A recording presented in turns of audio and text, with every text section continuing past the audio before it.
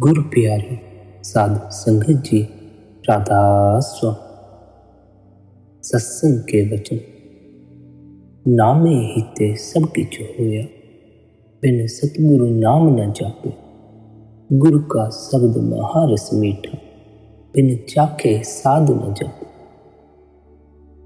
यह श्री गुरु अमरदास जी की वाणी है।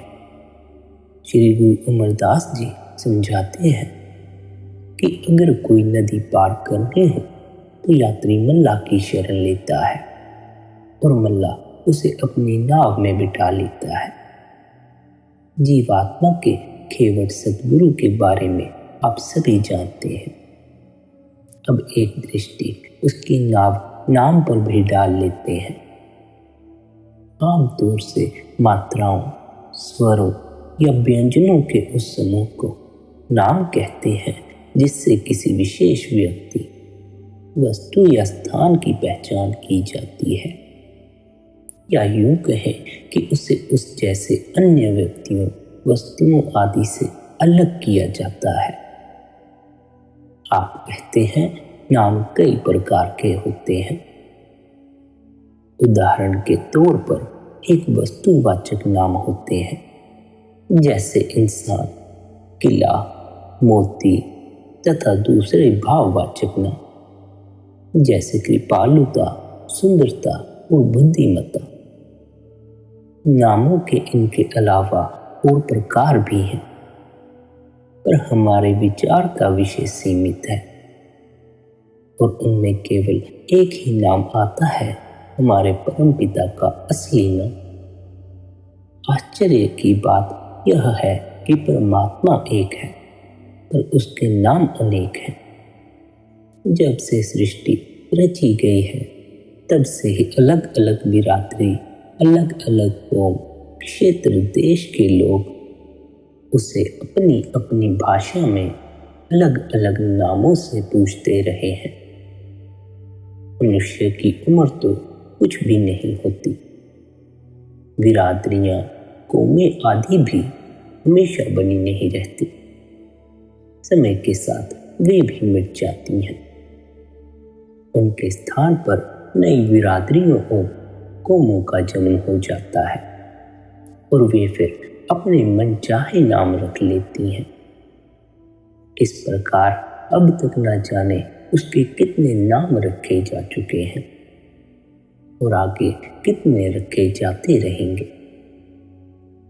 आप कहते हैं आज संसार में अनेक धर्म हैं, बहुत से फिरके, बहुत सी भाषाएं हैं और उन सब में प्रचलित है प्रभु के अलग अलग नाम। लगभग 100 साल से उसे आत्मा का मालिक पुकारा जाने लगा। अकाल पुरुष बाहे गुरु लगभग 500 वर्ष से और अल्लाह लगभग 1400 साल से पुकारा जाने लगा। गॉड, राम आदि नाम कुछ और पुराने हैं, पर हमें पता है कि इंसान की याददाश्त की पहुंच कितनी है। उसकी पहुंच सृष्टि की उम्र के मुकाबले किसी भी गिनती में नहीं है। कहा जाता है कि शेषनाग 1000 मुखों से उसके अलग अलग नाम उच्चारता है और वे फिर भी समाप्त नहीं होते। इस प्रकार उस मालिक के नामों की गिनती भी नहीं की जा सकती। लेकिन ये लाखों करोड़ों नाम मनुष्य के सोचे और रखे हुए हैं। सो जिस तरह उनको पैदा करने वाले मनुष्य नाशवान हैं, उसी तरह उनके रखे नाम भी मिट जाने वाले हैं। इससे अलग एक और नाम है जो प्रभु ने आप रचा है। वह नाम आदि युगादि से चला आ रहा है, सदा कायम रहने वाला है, अमर है, अटल है। इसलिए हमें उसी नाम से अपनी रूह को जोड़ना है। आप कहते हैं साधारण लोगों की भाषा में नाम अक्षरों का समूह होता है। अक्षर नष्ट हो जाते हैं, इसलिए उनकी सीमा में आ जाने वाला सब कुछ उनकी ही तरह काल का ग्रास बन जाता है। हाँ, परमेश्वर उन अक्षरों में नहीं आता। कबीर साहिब कहते हैं कि मुझे पता है कि आदि में ओंकार ही था, पर जो नाम ओंकार लिखा और मिटाया जा सकता है, मैं उसे मानने के लिए तैयार नहीं। अर्थात यह ओंकार सच्चा नाम नहीं हो सकता। वह नाम कभी नहीं मिटता।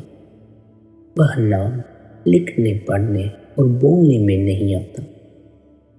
जो नाम लिखने, पढ़ने और बोलने में आ जाते हैं, उनका अंत होना निश्चित होता है। वे सत्य नाम नहीं होते। आप कहते हैं हमें जिस नाम से जुड़ना है, वह जो सच्चा नाम है, वह लुप्त रहता है। उसका पता केवल और केवल गुरु से पता चलता है। पूरा गुरु दया करके उस नाम को बख्शता है। सतगुरु के बिना अपने ही यत्न या किसी और की सहायता द्वारा यह अमूल्य वस्तु कभी हाथ नहीं आती। प्रभु की रजा ही कुछ ऐसी है।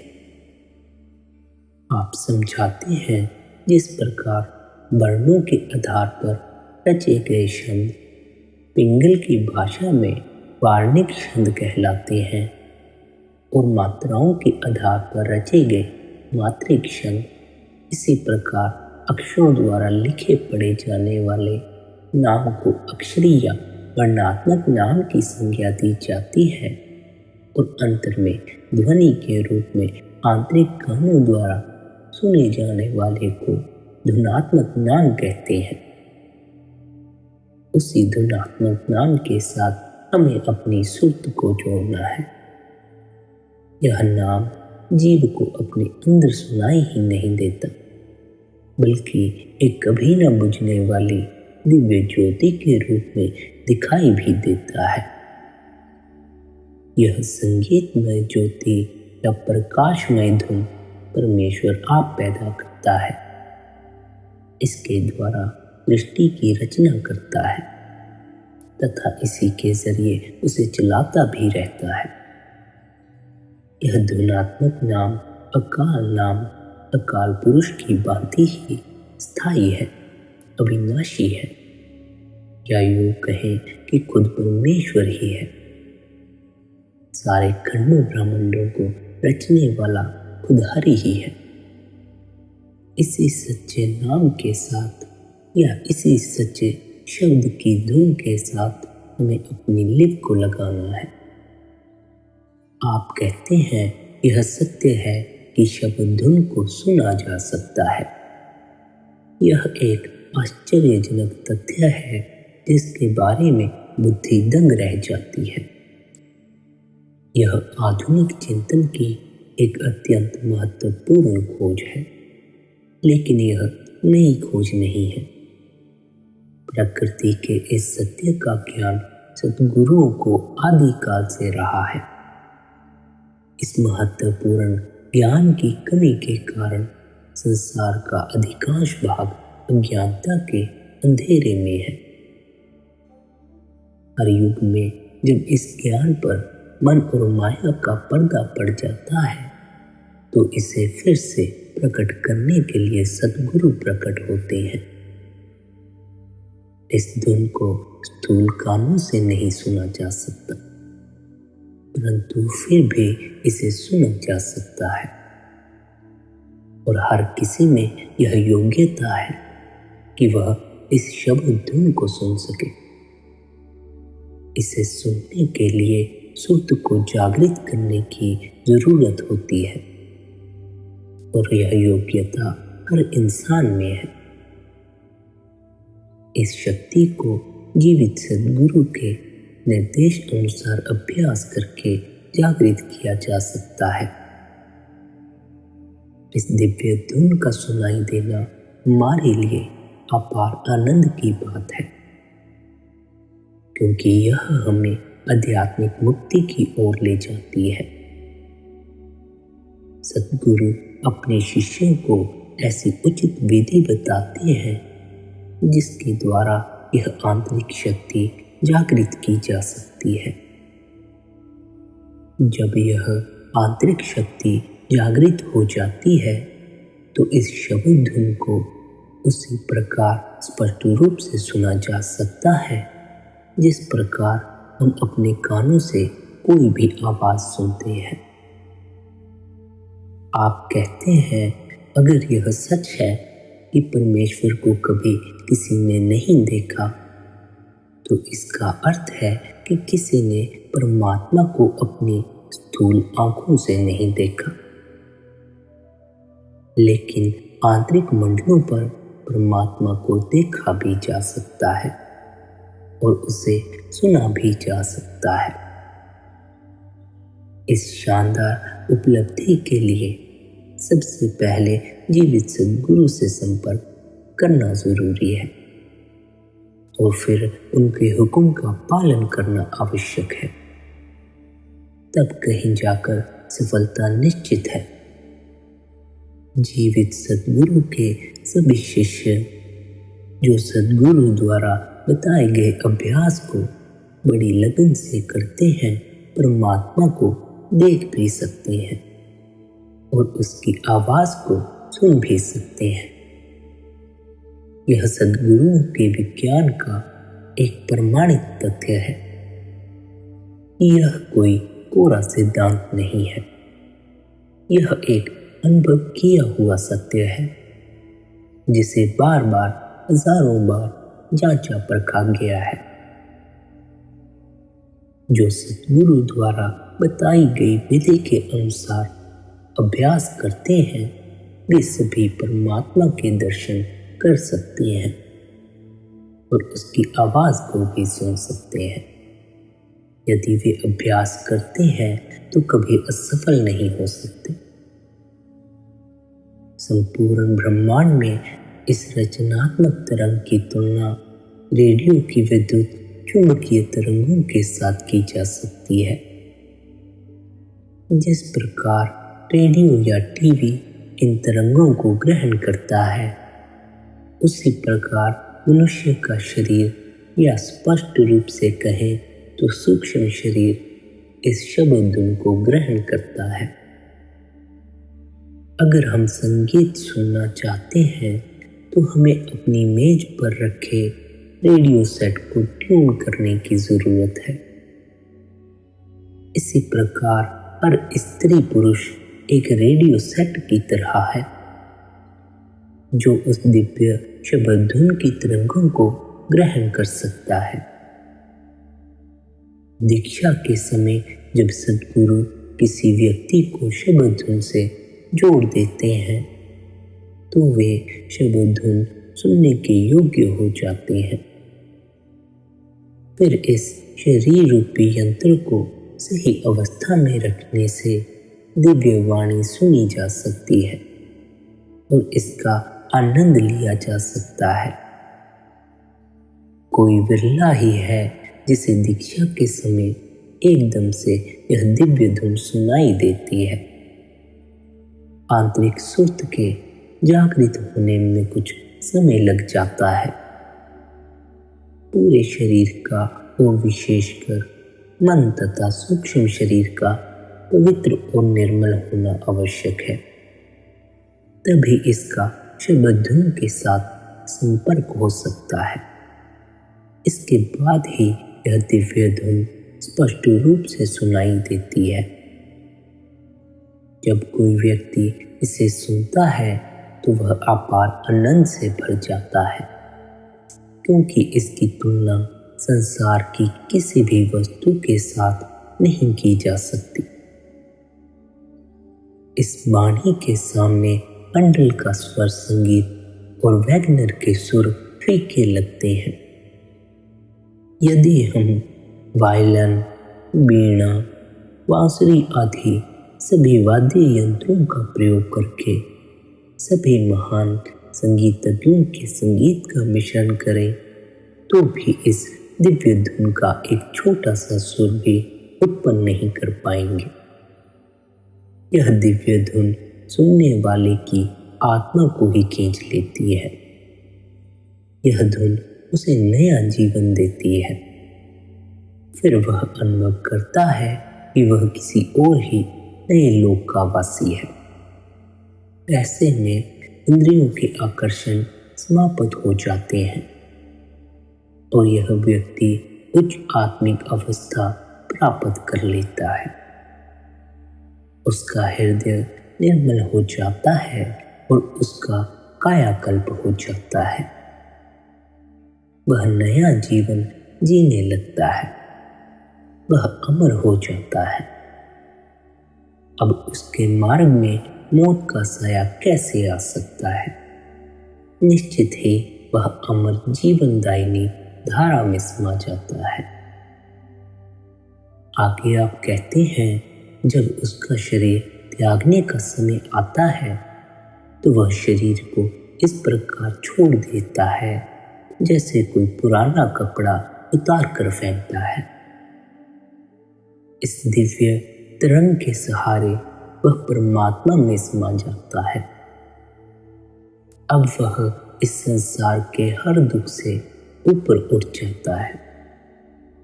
वह विकारों की तूफानी लहरों से उसी प्रकार ऊपर उठ जाता है जिस प्रकार हवाई जहाज में बैठकर आकाश की ऊंचाइयों में उड़ता हुआ कोई व्यक्ति अपने नीचे बहते हुए बाढ़ के गंदले पानी से ऊपर रहता है।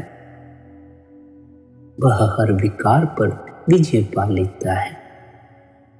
जब कोई एक बार जीवनदायिनी धुन को सुन लेता है तो फिर वह कभी दुखी नहीं रहता।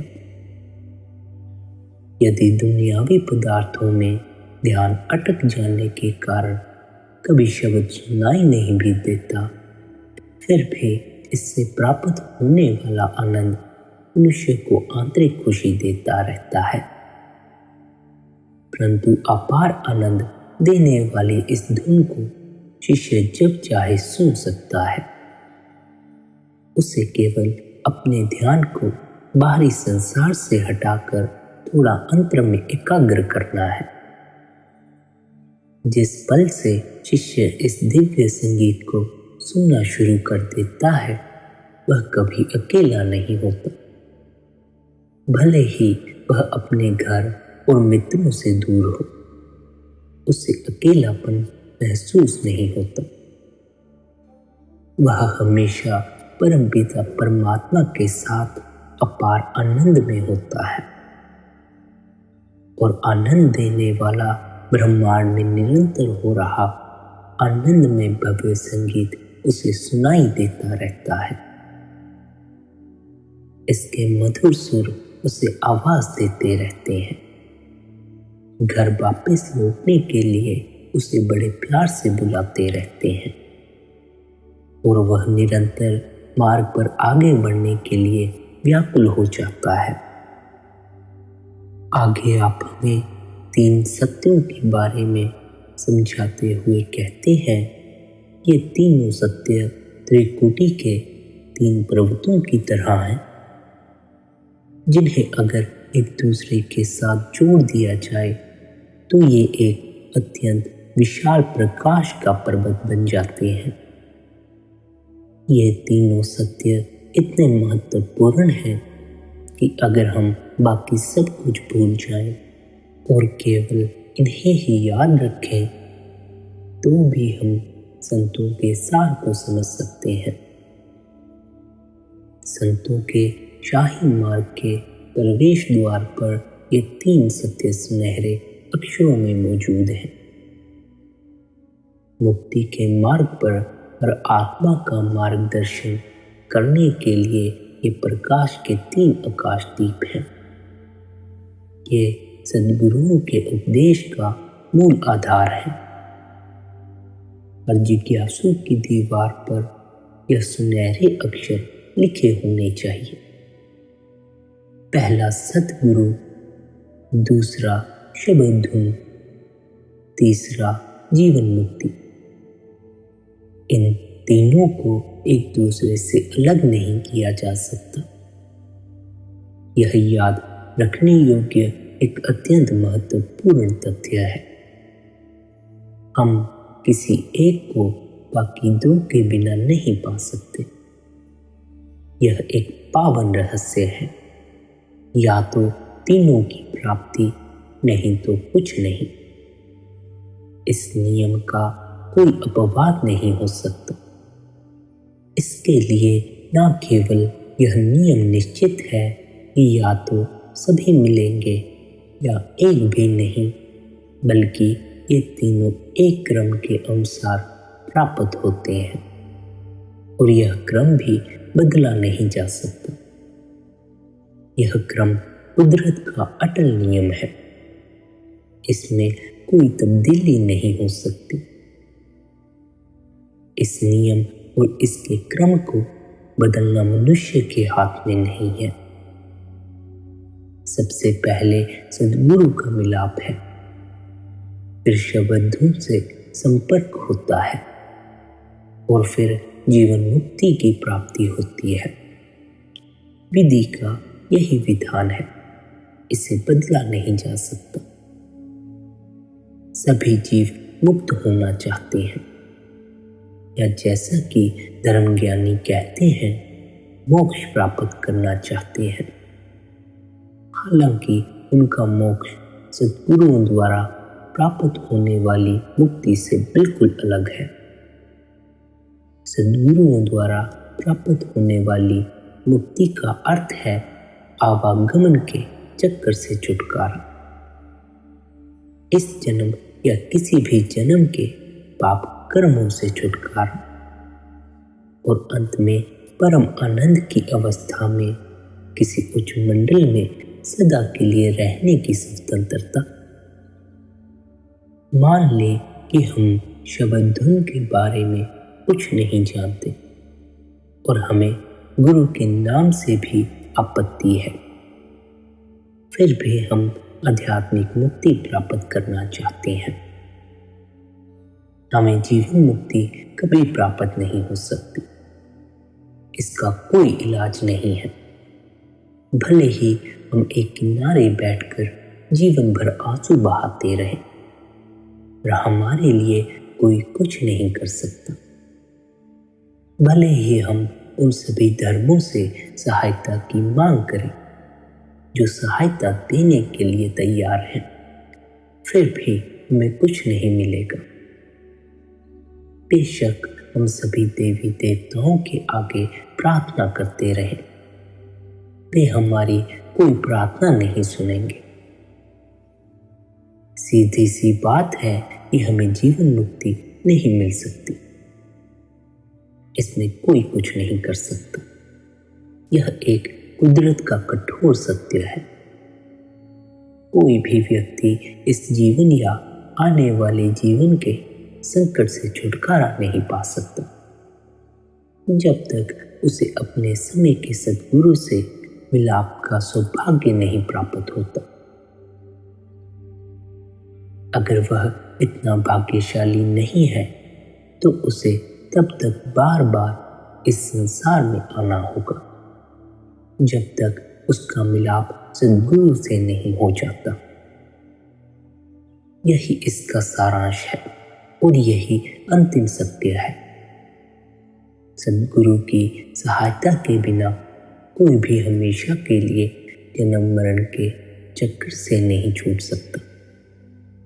यह आवागमन के चक्कर का अंतहीन और निरस सिलसिला तब तक चलता रहेगा जब तक उसके अच्छे कर्म उसे सद्गुरु के पास नहीं ले आते और उनका अनुसरण करने के लिए उसका मन तैयार नहीं हो जाता।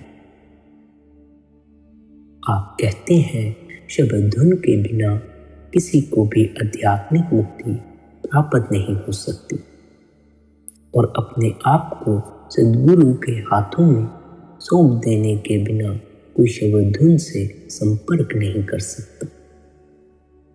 दूसरी ओर यदि हमारा सद्गुरु से मिलाप हो जाता है तो हमारी जीवन मुक्ति निश्चित हो जाती है, यानी जन्मों जन्मों के पाप कर्मों से छुटकारा मिल जाता है। क्योंकि सद्गुरु अपने शिष्य को शब्द धुन के साथ जोड़ देते हैं।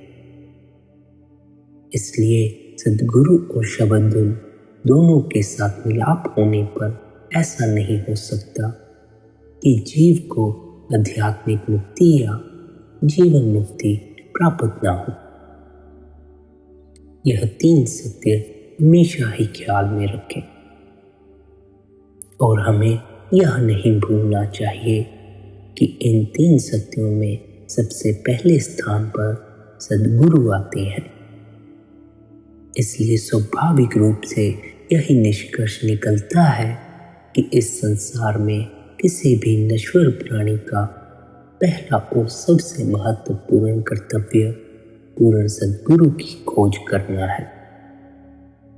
अगर हम इस एक कर्तव्य से चूक जाते हैं तो चाहे हम कुछ भी हासिल कर लें, हमारा जीवन बिल्कुल निरर्थक होगा।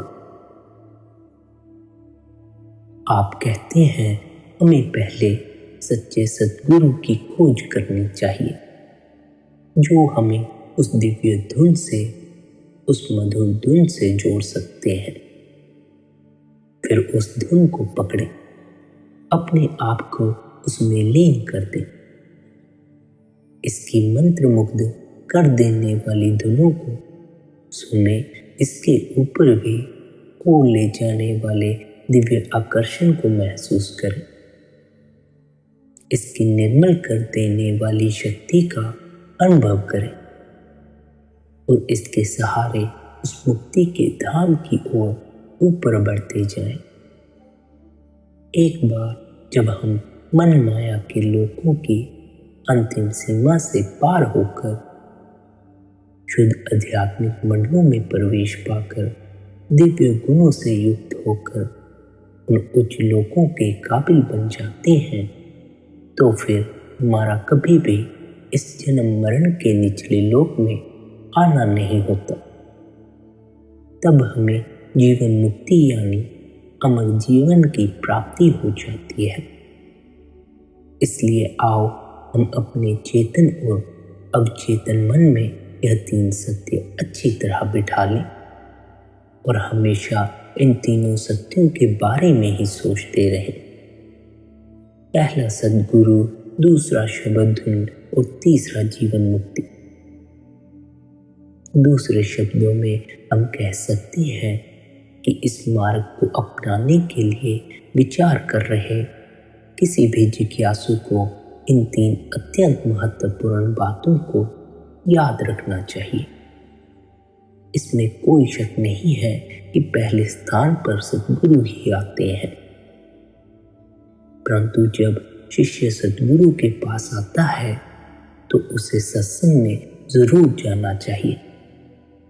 इसका अर्थ है कि उसे सद्गुरु के साथ बातचीत करनी चाहिए, उनके प्रवचनों को सुनना चाहिए और उनसे निर्देश प्राप्त करने चाहिए। उद्देश्य केवल इतना है कि इस मार्ग में सत्य की जानकारी लेने के लिए उसकी सद्गुरु से भेंट होनी चाहिए। इसके बाद वह दीक्षा प्राप्त करने के लिए तैयार हो जाता है। फिर सद्गुरु उसका संबंध दिव्य शब्द धुन से जोड़ देते हैं। ऐसा समझा जाता है कि जब एक बार वह सद्गुरु के पास आ जाता है तो वह सत्संग में जाएगा और गुरु के उपदेश को ध्यान से सुनेगा। इसीलिए कहते हैं कि जीव को ये तीन काम जरूर करने चाहिए: गुरु की खोज, सत्संग में जाना यानी मार्ग की जानकारी हासिल करना और चेतन होकर शब्द धुन से संपर्क करना। दूसरे शब्दों में इंसान के पास ये तीन चीजें जरूर होनी चाहिए: सद्गुरु की शरण, शब्द धुन और मुक्ति हासिल करना। प्यारी साध संगत जी, जैसा कि आप सभी ने सुना, शब्द धुन के बगैर जन्म मरण से छुटकारा नहीं हो सकता और शब्द धुन से संपर्क बगैर सद्गुरु के नहीं हो सकता। जिन जीवों का अभी शब्द धुन से संपर्क न हुआ हो वे सद्गुरु की शरण में जाएं। सद्गुरु द्वारा दीक्षा लेकर वे भी शब्द धुन से जुड़ सकते हैं।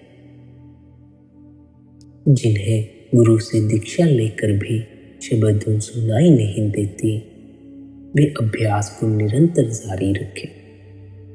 यदि अभ्यास नहीं करेंगे तो शब्द धुन नहीं सुनाई देगी। अभ्यास करेंगे तो देर सवेर वह मालिक दया मेहर करेगा। प्यारी संगत जी, यदि आज के इस सत्संग से आपको शब्द धुन के बारे में और भी विस्तार से पता चला हो तो सत्संग को शेयर अवश्य करें ताकि बाकियों को भी शब्द धुन के बारे में विस्तार से पता चल सके। राधा स्वामी जी।